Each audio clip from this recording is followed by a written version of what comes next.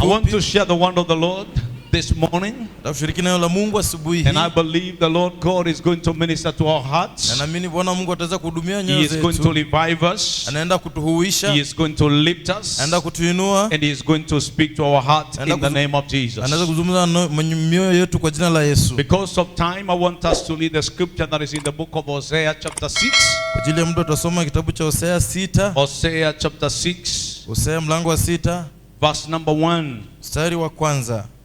And then I read 3 verses there. The Bible says, "Come, let us return unto the Lord, for He has torn and you heal us.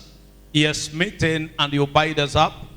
After 2 days you revive us, and in the third day you raise us up, and we shall live in His sight. Then shall we know, if we follow on to know God is going forth prepared as morning, and He shall come to us as the rain, and as the latter and the former rain unto the earth." Amen.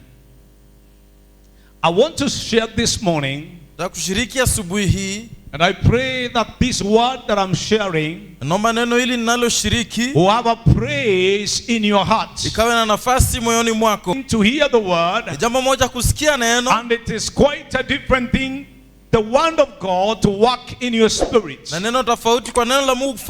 desire is that this word will work in your heart the way it is working in my heart. I want to share this morning on a subject, revival. Lift up your hand and say, "Oh Lord, revive me once again. Revive me in my life and destiny. I ask that you may revive me, oh Lord.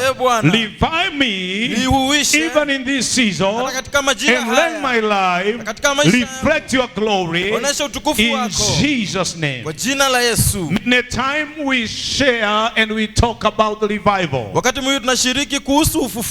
is revival? Revival means life again. It means bringing back the vibe or the strength. It also means to improve in condition of someone or something. According to the dictionary, revival means becoming popular or something, or becoming popular or active or important again. Revival means life again.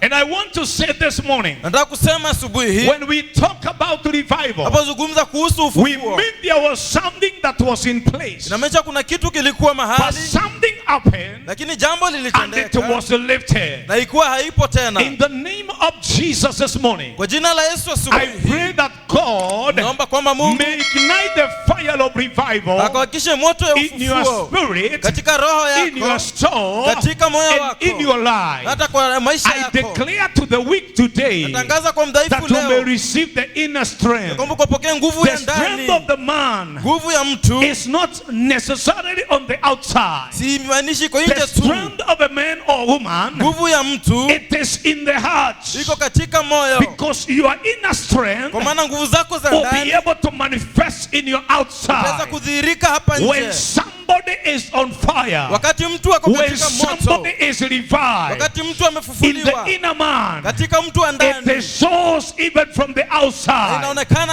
I pray for you in the mighty name of Jesus that there will be revival in your life, there will be revival in your family, there will be revival in your destiny. Revival means life again.